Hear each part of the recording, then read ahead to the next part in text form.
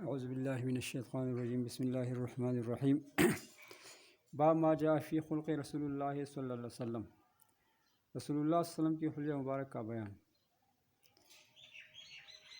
مصنف رحمۃ اللہ علیہ نے اس باب میں وہ حدیث ذکر فرمائی ہے جو حضور اقدس صلی اللہ علیہ وسلم کے حلیہ مبارک کے بارے میں وارد ہوئی ہے۔ رسول اللہ صلی اللہ علیہ وسلم کے جمال مبارک کو کما حق تعبیر کر دینا یہ ناممکن ہے۔ نور مجسم کی تصویر کشی قابو سے باہر ہے، لیکن اپنی ہمت و وسعت کے موافق حضرت صحابہ کرام رضوان اللہ تعالی اجمعین نے اس کو ضبط فرمایا، جس کا کچھ حصہ بیان یہ ہے۔ قرطبی کہتے ہیں کہ رسول اللہ صلی اللہ علیہ وسلم کا پورا جمال ظاہر نہیں کیا گیا، ورنہ آدمی رسول اللہ صلی اللہ علیہ وسلم کو دیکھنے کی طاقت نہ رکھتے۔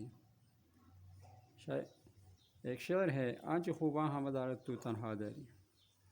حضرات صحابہ کرام رضوان اللہ تعالی علیہم اجمعین کا امت پر نہایت بڑا ہی احسان ہے کہ رسول اللہ صلی اللہ علیہ وسلم کے کمالات معنوی، علوم و معارف کے ساتھ ساتھ کمالات ظاہری و حسن و جمال کی بھی امت تک تبلیغ فرمائی کہ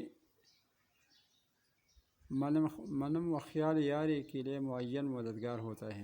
نامراد عاشق جب وصال سے محروم ہوتا ہے تو محبوب کے گھر بار اور خدخواہ کو یاد کر کے اپنے کو تسلی دیا کرتا ہے اور عادات و حالات ہی سے دل بہلایا کرتا ہے۔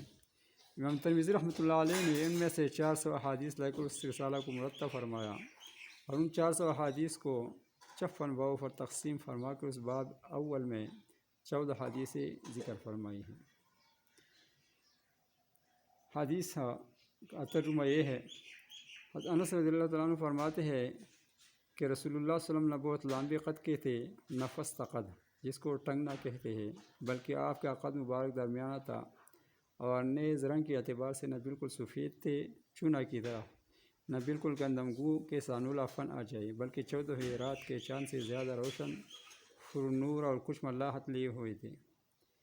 رسول اللہ صلی اللہ علیہ وسلم کے بال مبارک نہ بالکل سیدھے تھا نہ بالکل پیچدار، بلکہ ہلکی سی پیچیدگی اور گنگریالا فن تھا۔ 40 برس کی عمر ہو جانے پر حق تعالیٰ جل شانہ نے آپ کو نبی بنایا اور پھر 10 برس مکہ مکرمہ میں رہے۔ اس میں کلام ہے، جیسا کہ فوائد میں آتا ہے۔